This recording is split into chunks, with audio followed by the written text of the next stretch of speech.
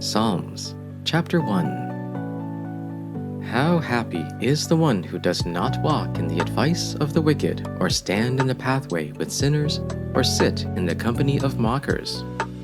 Instead, his delight is in the Lord's instruction, and he meditates on it day and night.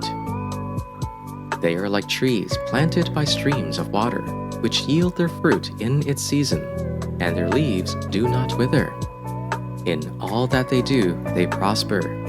The wicked are not so, but are like chaff that the wind drives away. Therefore, the wicked will not stand in the judgment, nor sinners in the assembly of the righteous. For the Lord watches over the way of the righteous, but the way of the wicked leads to destruction. Psalms, chapter 2. Why do the nations rage and the peoples plot in vain? The kings of the earth take their stand, and the rulers conspire together against the Lord and his anointed one. Let's tear off their chains and throw the ropes off of us. The one enthroned in heaven laughs, the Lord ridicules them. Then he speaks to them in his anger and terrifies them in his wrath.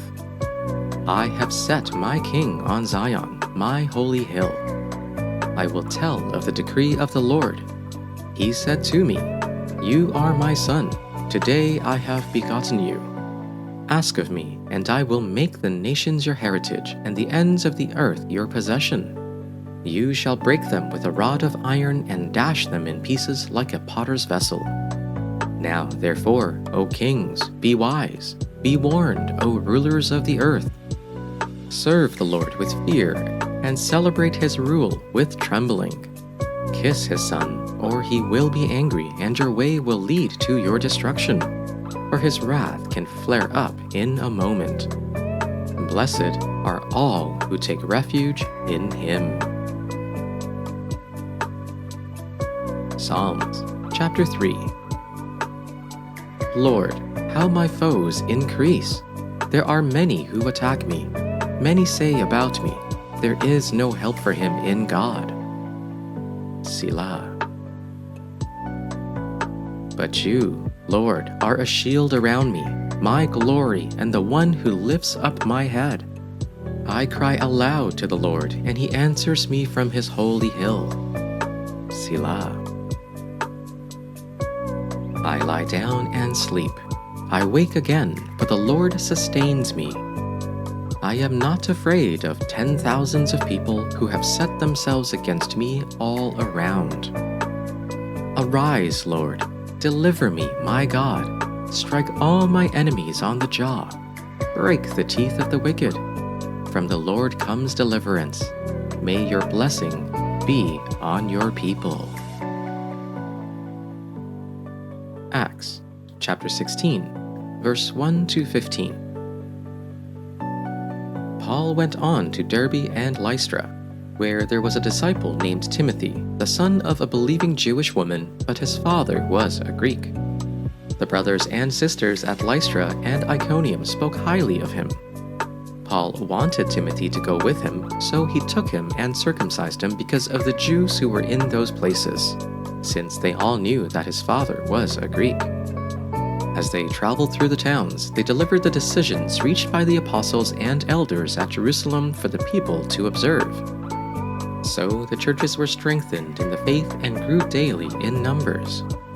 They went through the region of Phrygia and Galatia. They had been forbidden by the Holy Spirit to speak the word in Asia. When they came to Mysia, they tried to go into Bithynia, but the Spirit of Jesus would not allow them. Passing by Mysia, they went down to Troas. During the night, Paul had a vision in which a Macedonian man was standing and pleading with him. Cross over to Macedonia and help us. After he had seen the vision, we immediately made efforts to set out for Macedonia, concluding that God had called us to preach the gospel to them. From Troas we put out to sea and sailed straight for Samothrace. The next day to Neapolis, and from there to Philippi, a Roman colony and a leading city of the district of Macedonia. We stayed in that city for several days. On the Sabbath day, we went outside the city gate by the river, where we expected to find a place of prayer. We sat down and spoke to the women gathered there. A God-fearing woman named Lydia, a dealer in purple cloth from the city of Thyatira, was listening. The Lord opened her heart to respond to what Paul was saying. After she and her household were baptized, she urged us, "If you consider me a believer in the Lord, come and stay at my house." And she persuaded us.